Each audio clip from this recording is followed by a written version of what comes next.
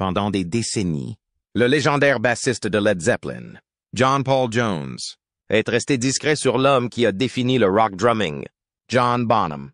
Mais aujourd'hui, dans une révélation étonnante, Jones rompt le silence. Qui était vraiment Bonham derrière les solos explosifs et l'énergie synchronisée? Était-il la force imparable qui a soutenu Zeppelin, ou la bombe à retardement qui a conduit à son effondrement? Jones révèle enfin la vérité. Les hauts, les luttes et les moments synchronisés que lui seul a vus. Préparez-vous à un regard rare et sans filtre sur le génie et le chaos de John Bonham comme jamais auparavant. Peu de batteurs dans l'histoire du rock ont laissé une empreinte aussi profonde que John Bonham. En tant que pilier rythmique de Led Zeppelin, Bonham ne se contentait pas de diriger le son du groupe, il redéfinissait ce que pouvait être un batteur. Avec ses mains qui frappaient comme des baguettes et ses pieds qui bougeaient à la vitesse d'une machine, il était une force imparable. Cependant, au-delà de ses performances explosives sur scène, Bonham était aussi un musicien profondément passionné. Un homme dévoué à sa famille et, comme le dit John Paul Jones, un séisme ambulant au cœur d'or. John Paul Jones, le bassiste et claviériste de Led Zeppelin, a souvent été l'architecte silencieux derrière la magie sonore du groupe. Contrarié par le style flamboyant de Robert Plant et l'aura mystique de Jimmy Page. Mais en tant que plus proche compagnon musical de Bonham dans la section rythmique, Jones connaissait l'homme derrière les solos grandioses mieux que quiconque. Et disons qu'il ne s'ennuyait jamais. Bonham ne se contentait pas de jouer de la trompette. Comme Jones l'a récemment raconté, un sourire en coin sur le visage, il l'attaquait comme s'il lui devait de l'argent. En fait, le style de jeu de Bonham était non seulement puissant, mais aussi physique. Il traitait le trompettiste comme un monstre vivant qui avait besoin d'être capturé la nuit. Mais malgré son intensité rare, Jones se souvient de Bonham comme de quelqu'un qui pouvait être à la fois extrêmement loyal et absolument hilarant. Il n'y a jamais eu de moment difficile avec Bonzo, a poursuivi Jones. Une fois, pendant une séance d'enregistrement, il a décidé qu'il avait besoin d'inspiration. Alors, naturellement, une bombe a explosé dans le studio. Le producteur a failli avoir une crise cardiaque. Mais Bonzo s'est contenté de crier « Maintenant, on est réveillé ». Cependant, sous ses airs de grand-père, Bonham était un perfectionniste. Son dévouement à la trompette n'était pas paralysant. Il ne se contentait jamais d'être simplement génial. Il voulait être le meilleur, a expliqué Jones. Eh bien, il l'était. Jones est resté relativement discret sur le passé de Bonham. Mais dans ce rare moment de réflexion, le vide laissé par son ami s'est éclairci. Nous savions tous qu'il était spécial, mais je ne pense pas qu'il ait réalisé à quel point la musique avait changé pour toujours, a déclaré Jones, marquant une pause. Puis, avec un sourire, il ajouta, « Et combien de tympans ont été détruits en cours de route? » John Paul Jones et John Bonham se sont rencontrés pour la première fois à la fin des années 1960, lorsque Jimmy Page était en train de monter le groupe qui allait devenir Led Zeppelin. À cette époque, Jones était déjà un musicien de studio respecté, connu pour sa polyvalence et sa profonde connaissance de la musique.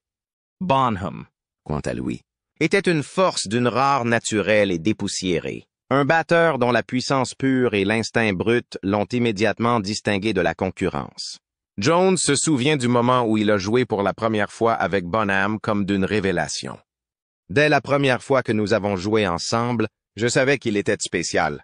Il avait cette puissance rare, mais aussi un incroyable sens du brut. Ce n'était pas seulement un batteur fort. Il avait de la finesse.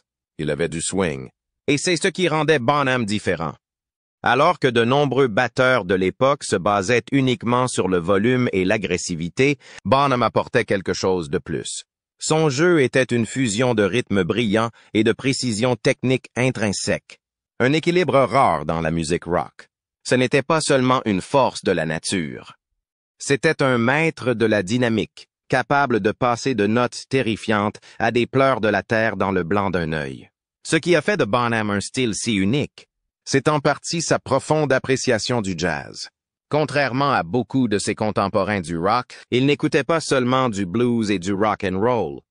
Il étudiait les grands noms du jazz tels que Buddy Rich et Gene Krupa. Son influence était évidente dans sa capacité à swinguer, à jouer avec une fluidité sans effort qui faisait bouger même les chansons les plus lourdes de Zeppelin. Des chansons comme Good Times, Bad Times et Fool in the Rain ont montré ce cadre parfait de puissance et de subtilité, prouvant que Bonham n'était pas seulement un batteur de rock.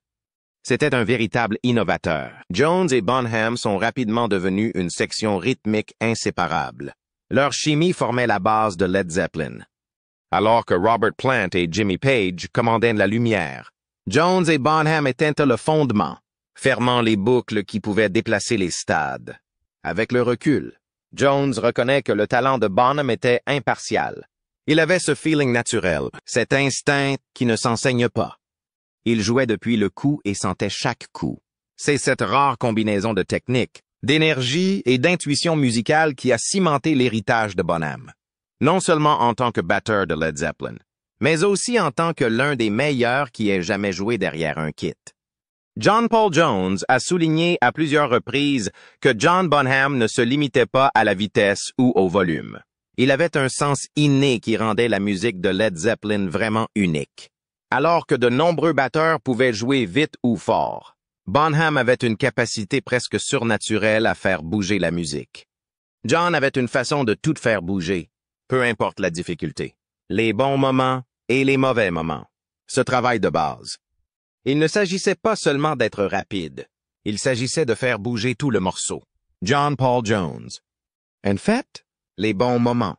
Les mauvais moments ont été une première présentation de la brillance technique de Bonham, en particulier son utilisation inattendue des triolets de la base de Rapid Fire. Mais, comme le souligne Jones, il ne s'agissait pas seulement de vitesse. C'était une question de feeling.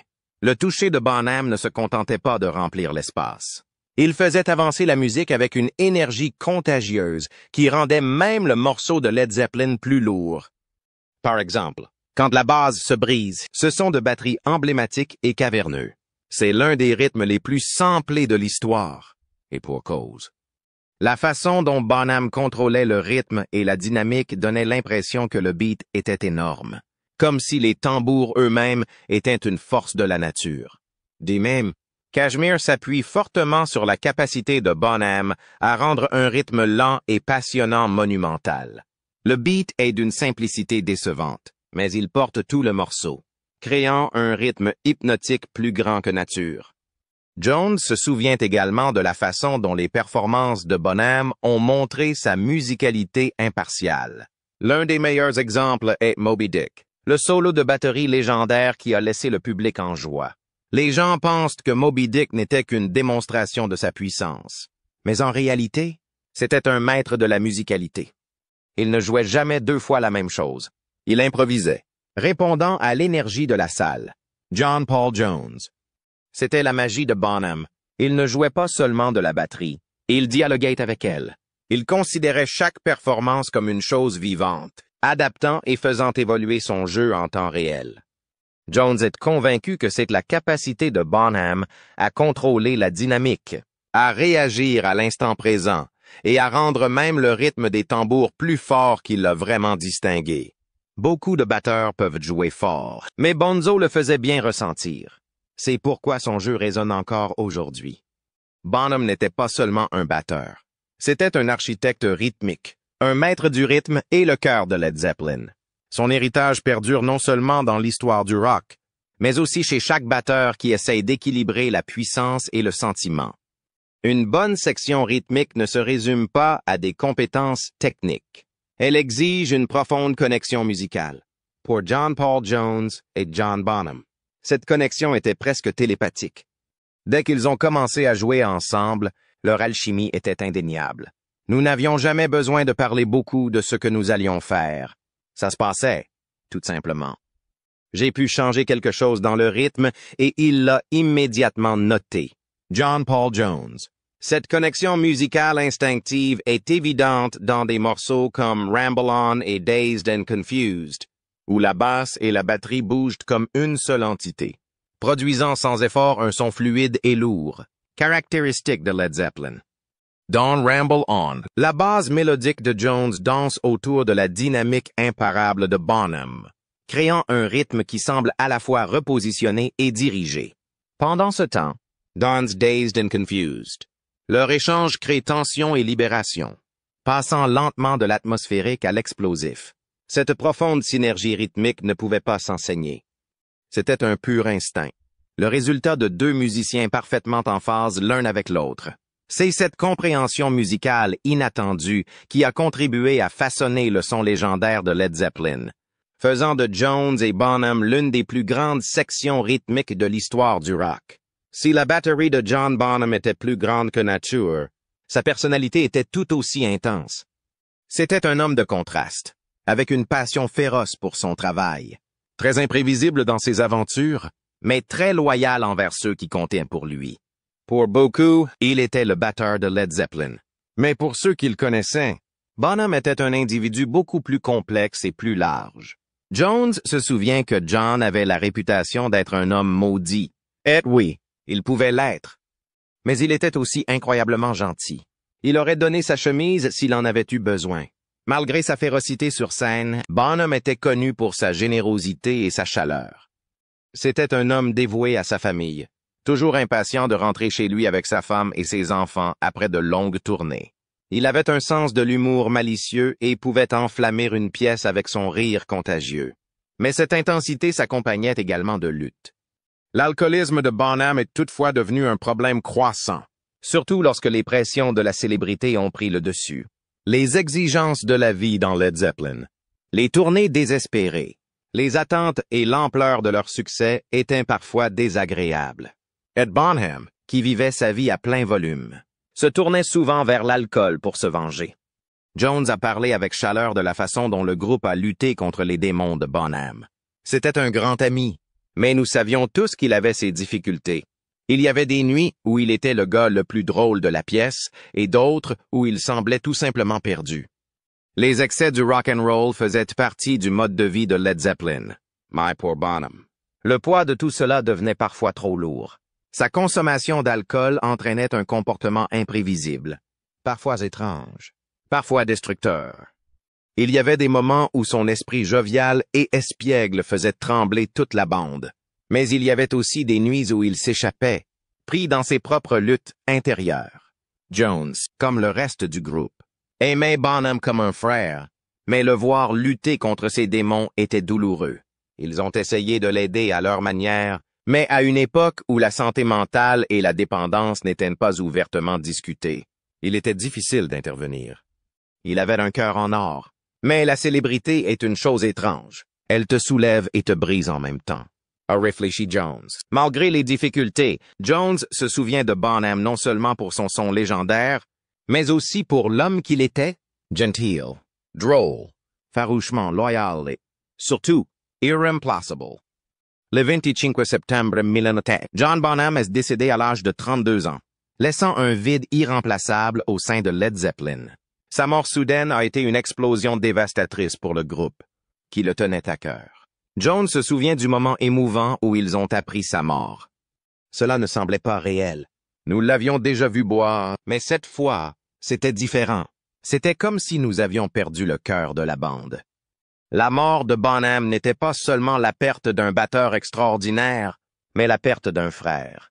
La chimiothérapie qui avait fait de Zeppelin une légende ne pouvait tout simplement pas être recréée. Bientôt, le groupe prit la décision douloureuse de se dissoudre. Sans Bonzo. Ce n'était pas Led Zeppelin. Il était irremplaçable. John Paul Jones. Bien que la vie de Bonham ait été tragiquement courte, son impact reste incommensurable. Ses sons brillants et sa musique profonde continuent d'inspirer des générations, garantissant que son héritage ne s'évanouira jamais. Plus de 4 décennies après sa mort, John Bonham reste un personnage clé de l'histoire de la batterie.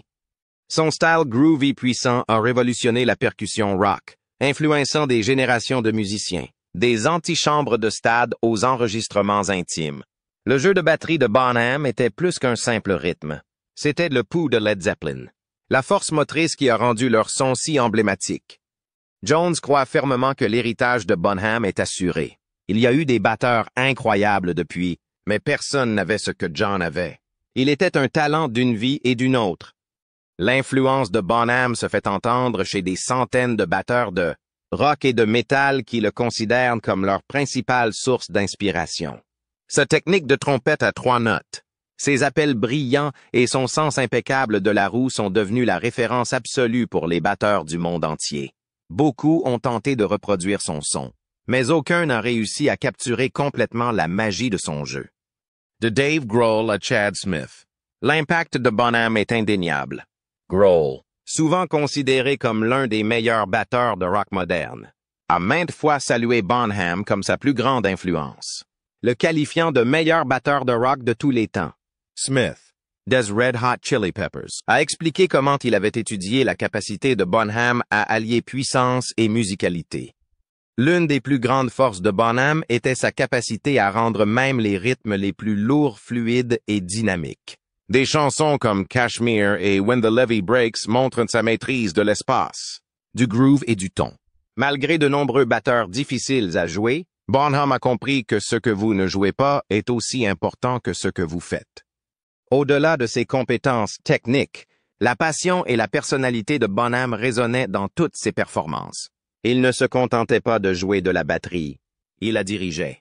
Sa capacité à se connecter à la musique et à sublimer chaque chanson qu'il jouait est ce qui rend son travail inattendu.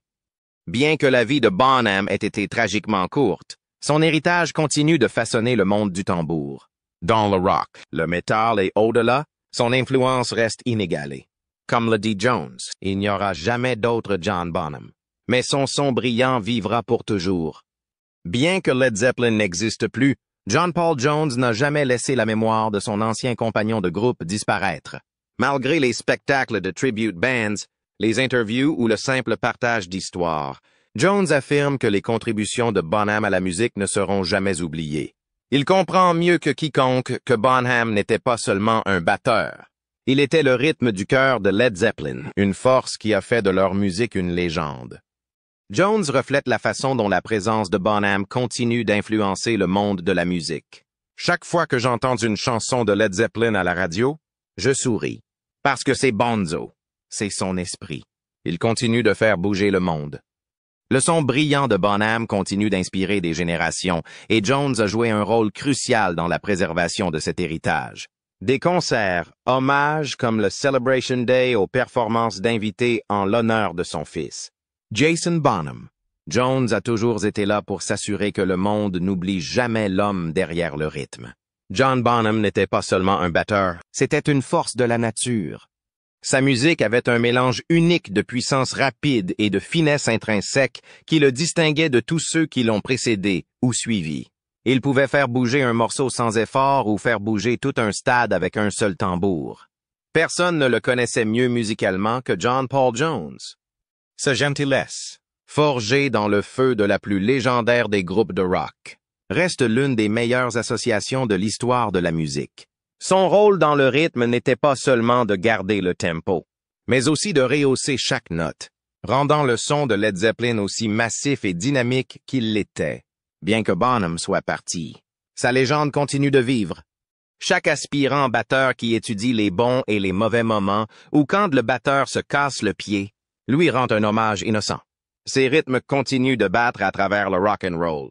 Son influence a duré des décennies. Et grâce à des voix comme celle de John Paul Jones, nous continuons à comprendre à quel point il était extraordinaire. En fin de compte, la batterie de Bonham n'a jamais cessé de résonner. Ils vivent dans la musique de Led Zeppelin, dans le cœur des fans et dans les histoires racontées par ceux qui le connaissaient le mieux. Le rythme de John Bonham n'était pas seulement une question de technique ou de puissance. Il était question de cœur, d'âme et d'une connexion profonde et instinctive avec la musique. Plus de 4 décennies après sa passion, son impact sur la batterie reste inégalé. Ses rythmes continuent de résonner à travers le monde, inspirant de nouvelles générations de musiciens qui tentent de capturer ne serait-ce qu'une fraction de sa magie. John Paul Jones, l'homme qui l'a accompagné dans le légendaire groupe de rock Led Zeppelin, continue d'honorer sa mémoire à travers des histoires, des hommages et des performances. Il s'assure que l'héritage de Bonham reste plus vivant que jamais. Bonzo n'était pas seulement un batteur. Il était le fondement de tout ce que nous avons fait. Sans lui, il n'y aurait pas eu de Led Zeppelin. John Paul Jones. Tant que Led Zeppelin pourra faire partie de l'histoire, la musique et l'esprit de Bonham continueront. Et tant qu'il y aura des fans qui continueront à ressentir la puissance de son tambour et des musiciens qui chercheront à imiter